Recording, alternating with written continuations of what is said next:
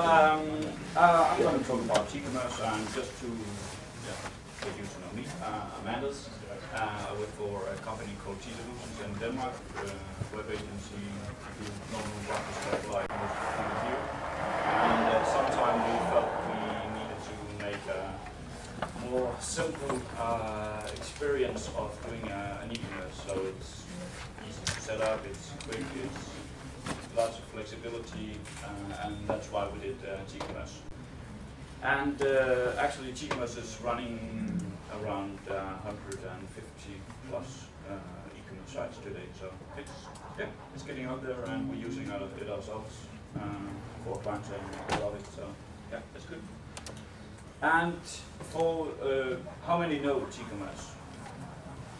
Okay, I'll just give I apologize if I don't cover all stuff. I'll try to both cover what is JavaScript, show you some code, show some of the APIs, but yeah, I'm free to talk afterwards and in the evening and in the night with a beer, and if someone wants to sleep or talk to the hotel, just can find out. It is an e-commerce for Umbraco, where the key features that we use the Umbraco nodes as the products and product categories and all that you know.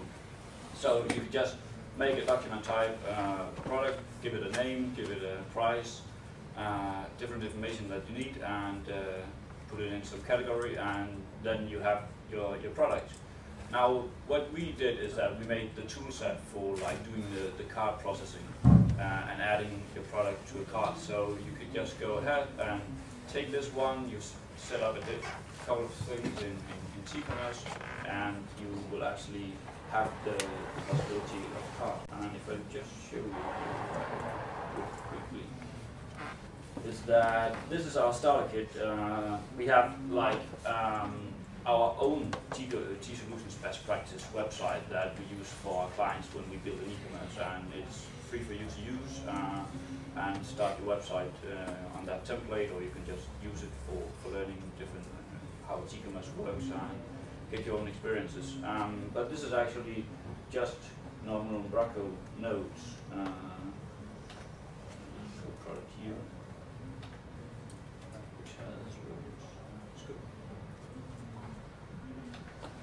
Yeah, this is a multilingual setup, but what we actually have here is just a tab with some information of the product. And if I click here, you can see this is the starter kit, and again, it's all done by normal Umbraco stuff, templating, no ordinary things, and then when, of course, we are adding to the cart, JavaScript kicks in, and we use JavaScript to add this product node to the cart. So JavaScript is actually just a tool set for you to make an e-commerce site with Umbraco.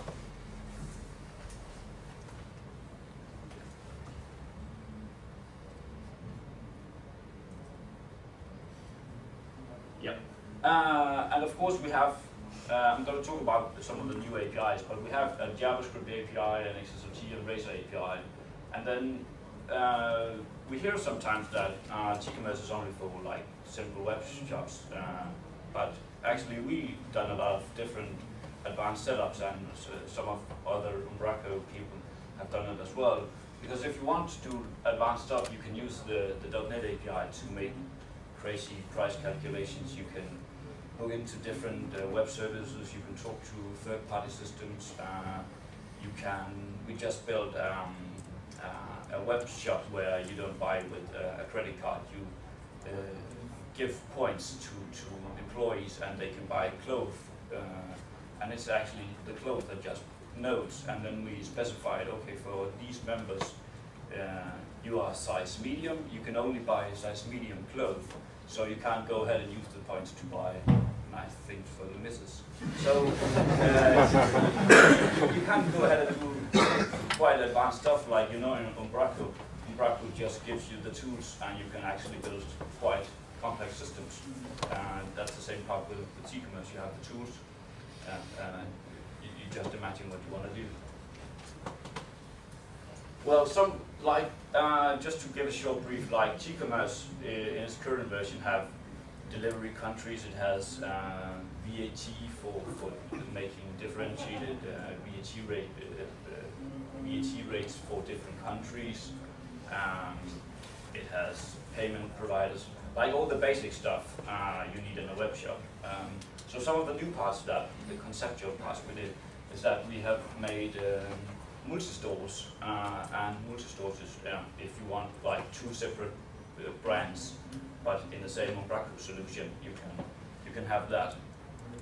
We will also have, today we have countries, but you will also have regions, like for the US it will probably be the States, but you can also go ahead and make regions for the UK and say, okay, in northern UK it will be, the shipping price will be more expensive, but in the south it will be less, or you can only use the shipping method for this area of the UK. So you can make some quite more complex scenarios of differentiating the one country into different regions.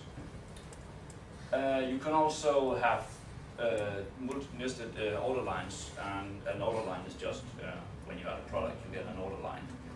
But you can like make product bundles, so if you buy this PC you can have different hardware units that you need to select and actually have it as one master order line with order lines beneath. And yeah, then we have the 2.x. I'll talk about when 2.0 will be out. But some of the new features that that have been planned is that everybody talks about a discount system. And you can't do discounts today, but you need to use the .NET API to do it. So the plan is to make actually some kind of discount system that will be a good, simple framework that can do the most basic stuff, and then again, if you need more advanced stuff, you can go ahead and use a .NET API for the discount system to make crazy discounts. If you a boy and you are above 40, you get discounts. And we're also talking about making a REST service, so you could make an iOS application, you can make an Android application, and actually have it get your Umbraco content into the application on the smartphone, and go ahead and do the experience of buying directly in the app, and it will actually just feed off the Umbraco solution.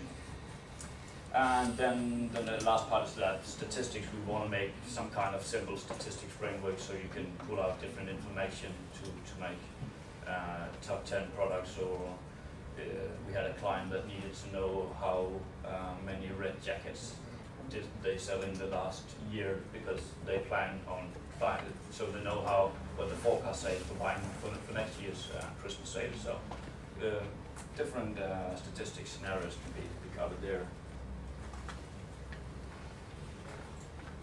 Yeah, and as I talked about in 2.0, the different APIs will be refactored, because the reason is that when we got the idea for JavaScript, it was like we needed a good, simple, flexible system.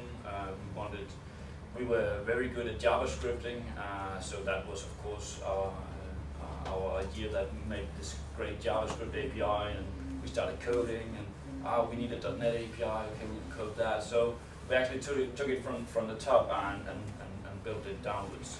And in the last couple of 2 years that we realized that, well, we can build almost anything with this, but some things just takes longer to build. So we wanted to refactor the APIs to like have a very good .NET base, which is the API that everything feeds off.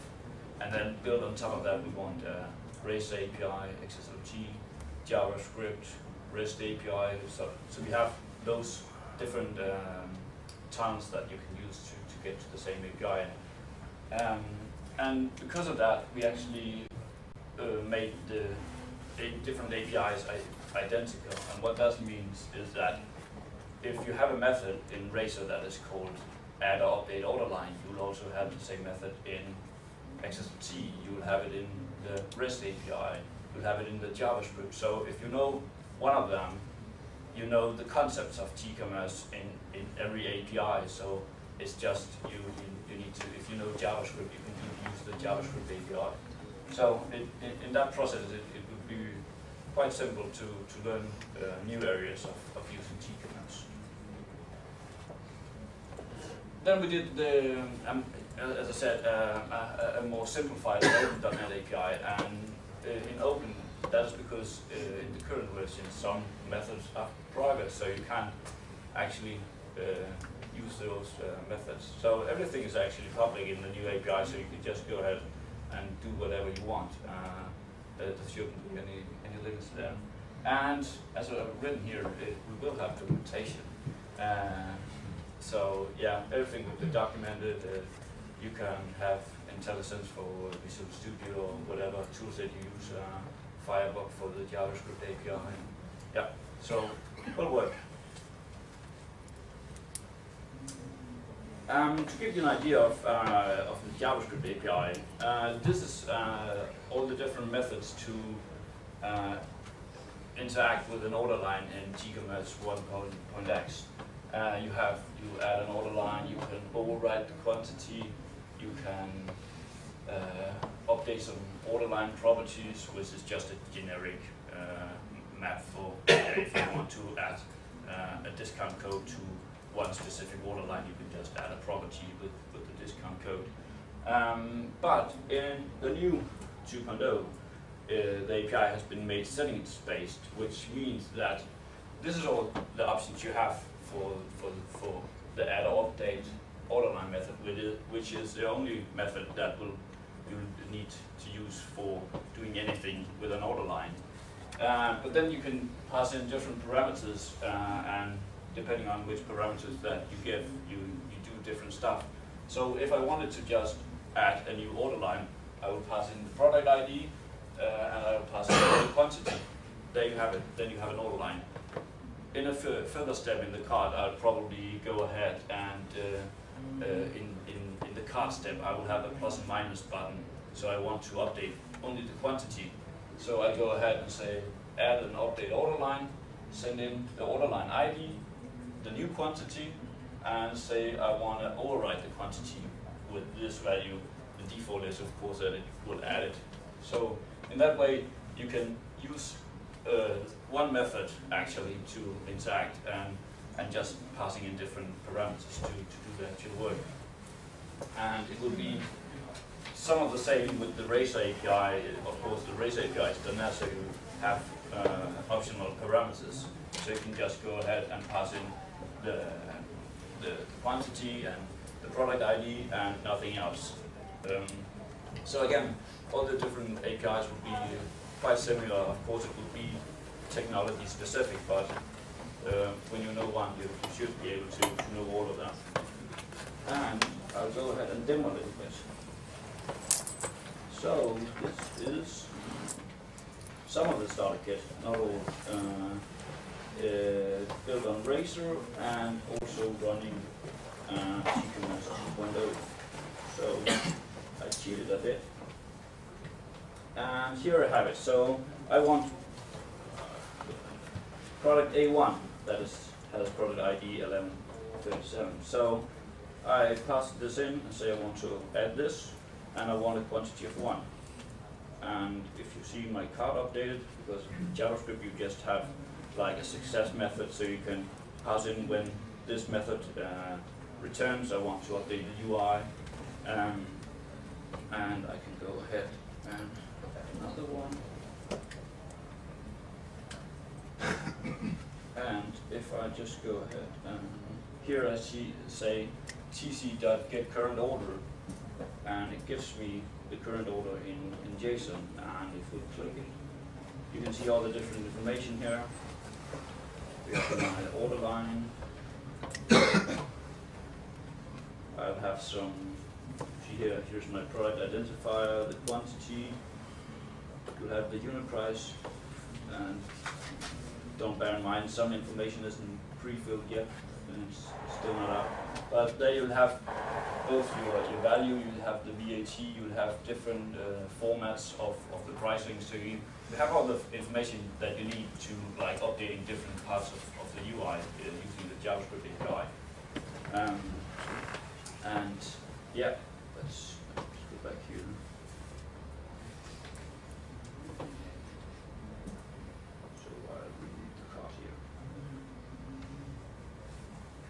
So that's basically the basic functionality of the JavaScript API. So here in XSLT Eraser, again you see it's called TC, for TCommerce of course, that get current order, and you use that to get the current order as a .NET object or XML, and you have again all the same properties that you saw in the JSON, and you can use those for doing your UI in Razor or XSLT, whichever you prefer. Again, we see here at update order line, it's the same signature as before. XSLT, again, the same. If we talk about like new features in the .NET API, the basics will be the same in 2.0, of course. We had some events in the last part of the system, which we refactored to a notification center.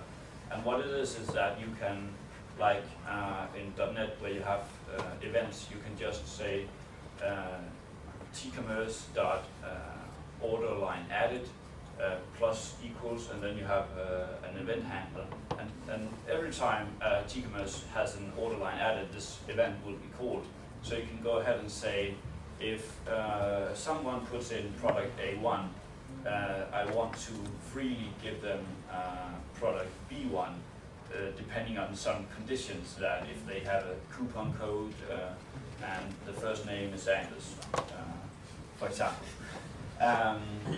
So the .NET events is a really simple way to just get different notification of when stuff happens in TCommerce. And if you implement in Razor, you can say if there's a specific query parameter, you go ahead and add a specific product.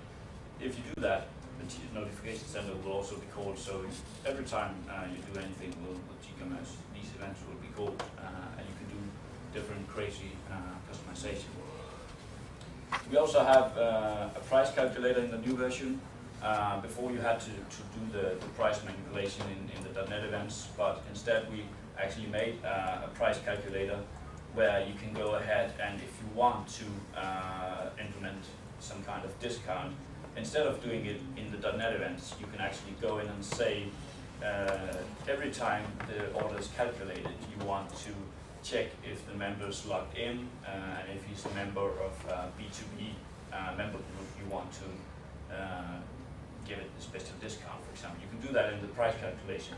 So it's not in the every time you add an order line, you have it one specific place where you have this functionality. And you can just override the different areas where you want to do custom calculation. We also have like the product snapshot creator, and that's actually when you add a product from Umbraco to TCommerce, it copies all the different information that you specified you want to copy from the product, like prices, the node name, a product number. But what we did is actually we extracted that so you can have like do your own product snapshot creator. So if you have an XML file and you want to use that XML file as a source for your product, you maybe have too many products, so you have a special list of products from an external system. You can use that XML file to get your products presented, and when you add it, you can just use that product snapshot creator to let TCommerce go in and fetch the information from the XML file instead of Umbraco. So you can go ahead and do some customization at that point. So just to talk a little bit about release information. 2.0 is not out yet, but we hope to have a beta here in November, and in December you will have hopefully an early Christmas present from us and have 2.0. And the pricing is still €349 as a one-time fee for the license, and it will stay the same. So yeah, no worries for new pricing. And yeah, just a little bit of information. Yeah, you can download, of course, the current version is. Yeah, it's not a crappy version that is out there yet. It's just it's going to get even better in 2.0. So you can go ahead and download it. the starter kit is at our own website, and as I said, we use that in T Solutions. And I know lots of guys, some use it for like just see what can TCMS do. Some use it for doing presentations for the clients, so they don't want to like set up a blank Umbraco website. So they use it for doing that. You can use it to actually have a good starting point for your website or a web shop. Yeah, and I'll actually let Pete, one of the guys that use TCMS, he asked me if, hey Anders, can I get 5 minutes? Yeah, so I don't know what he's going to talk about, but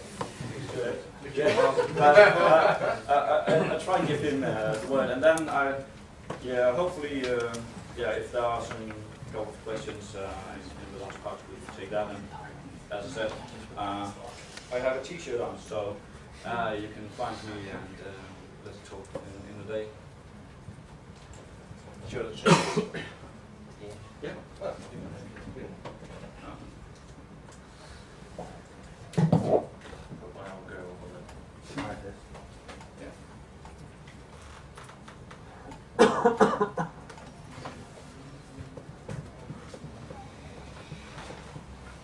Hey, there we go.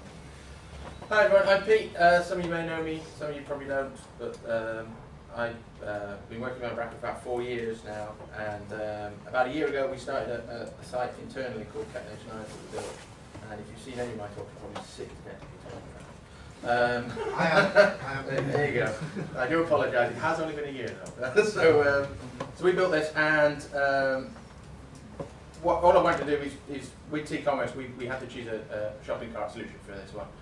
And we looked around at all the different ones. We had to build it really quick. It was internal. We set ourselves 3 weeks to build it. So we didn't want something that was enormous and would take ages to get to learn. We also didn't want anything that was too expensive or was all the other stuff. So we had a good look around. TCommerce seemed a good fit. We also told the idea of building one ourselves, like you do. And quite rightly knocked that one on the head as quickly as possible. When we looked at T, this is something we could do, we just went, it just feels right, it's a good fit. It doesn't get in the way, is one of the biggest things I could say about it. It does everything you want it to do, and doesn't give you any extra fluff. Some people see that as a bonus or a weak spot. We saw it as a bonus for us because we're a bit picky about what we do and what we write, and we've all got particular ways of how we like to write stuff. And I find with some of the bigger systems I've used in the past, is you find yourself battling around these things which are done in such a way that they have to be done that way. So they're generic as possible to allow any possible permutation of shopping cart that might ever be thought up by your client. They have to come up with all these crazy ways of allowing every possible way of building a bloody shopping cart. T doesn't do that. It gives you just enough to get all the fluff out of the way that you don't want to do with it. And then you can build your lovely nice site on the top. It's got a great JavaScript API, which is another thing. It was the only one at the time that had one. And it's credited, it's really good. While we were building it, we fed back to Anders a lot. The support was really good while we were doing it as well.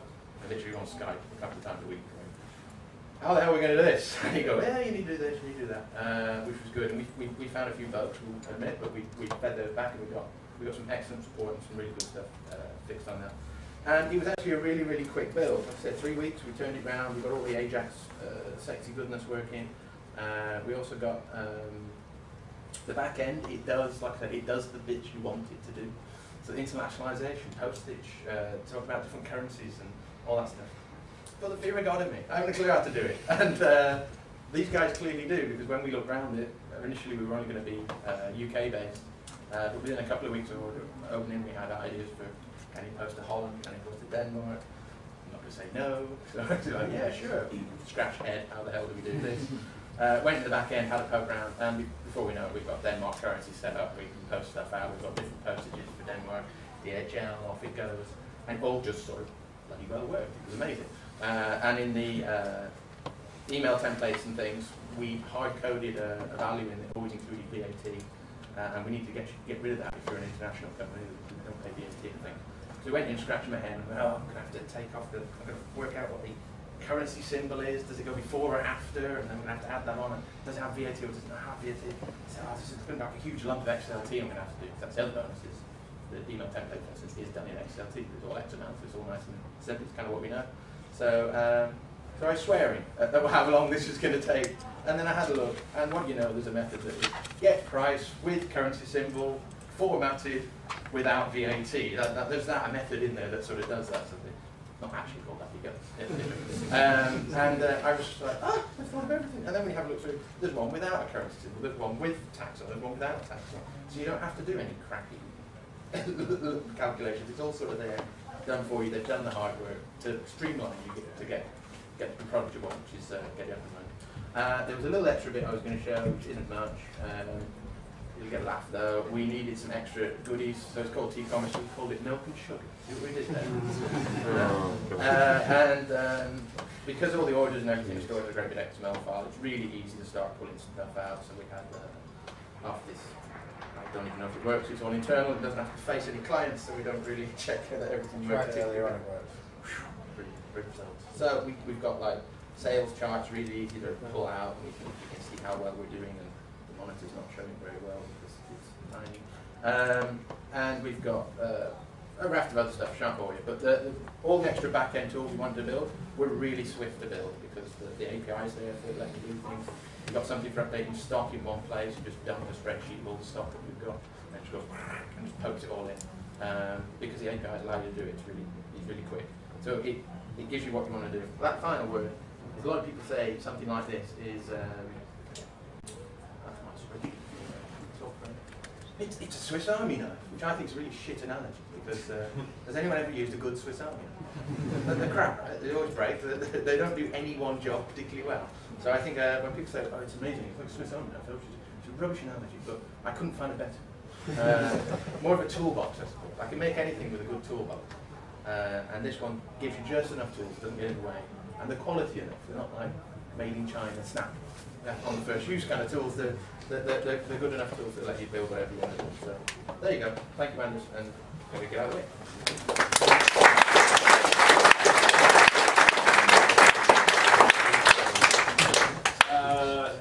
I don't want to say anything.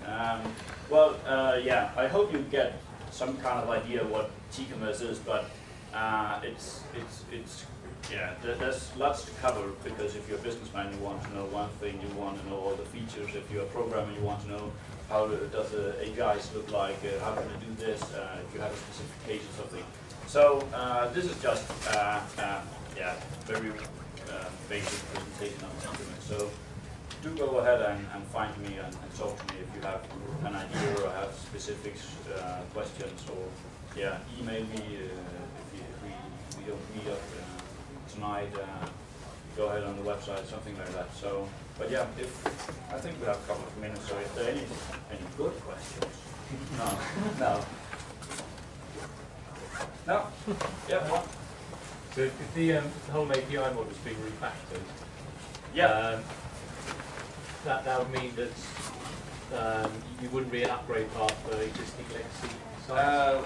We have talked about making some kind of upgrade path, of course. We don't know have the answer yet, but probably there will be some kind. But of course, because we changed the JavaScript API and we changed the .NET API, the XSP and everything, you probably have to do some manual work if you want to upgrade. It's not a smooth upgrade, just click a button and it works. But of course, we do T-commerce primarily because we think it's fun, and we have some clients that need some good alternatives to what's out there, some cheap ones. We love to use the JavaScript APIs, and we can do very custom stuff. It's not our primary business. So we try to do as much as possible to give you guys all the tools.